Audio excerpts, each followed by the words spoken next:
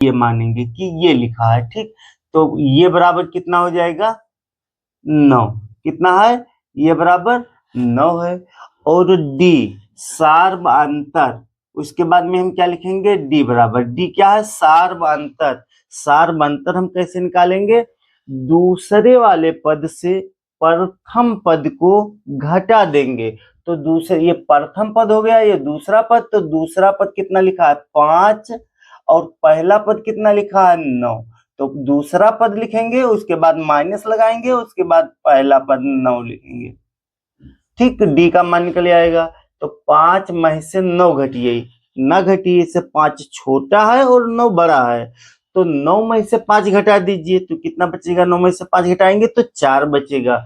4 हम लिखेंगे, और चिन्ह कौन लगेगा, जो बड़ा है, तो बड़े के आगे का चिन्ह लगता है। तो बड़ा कौन सा है, 9 है कि 5, 9 बड़ा है, तो 9 से पहले माइनस लगा है तो हम माइनस लगा देंगे।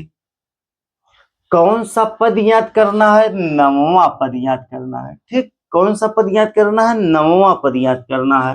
तो n बराबर क्या हो जाएगा, 9 हो जाएगा। अब हम nवां पद वाला फार्मूला लगाएंगे। nवां पद वाला फार्मूला कैसे होता है, टी एन बराबर क्या होगा, टी एन बराबर ये plus n minus 1 into D, इस सूत्र लिखा है कि टी एन बराबर ये plus n minus 1 into D होता है। तो n का मान कितना है, हमें नौवां पद याद करना है, तो n के स्थान पे हम क्या लिखेंगे, 9 लिखेंगे। और ये का मान कितना है, 9, तो ये के स्थान पे भी 9 लिखा जाएगा।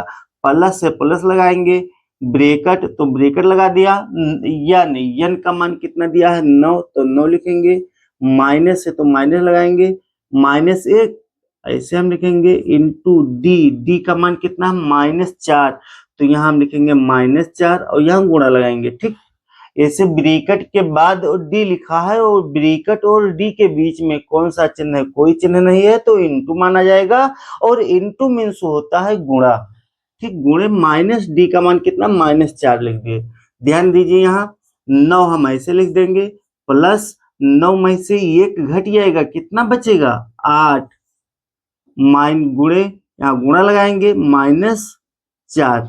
ध्यान दीजिए, यहाँ 9 और प्लस और माइनस के गुणा क्या होगा, माइनस होगा।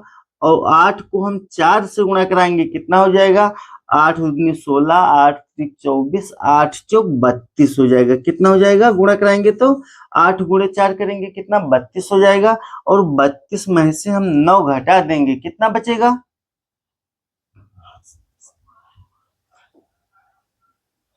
ध्यान दीजिए, 32 में से 9 घटाइए तो यहाँ से एक यहाँ उधार जाएगा, ये हो जाएगा 12, 12 में से 9 घट जाएगा तो कितना बचेगा, 3, और यहाँ क्या बचेगा, एक उधार इसको दे दिया तो 2 बचेगा। यह 32 रुपया है, और 9 रुपया आपने खर्च कर दिया, तो आपके पास कितना बचेगा, 23 रुपया। और चिन्ह कौन सा लगेगा, बड़ा के आगे, तो बड़ा कौन सा है, 32, तो माइनस लगेगा, ठीक। यही आंसर हो जाएगा। यहाँ लिख सकते हैं, अतः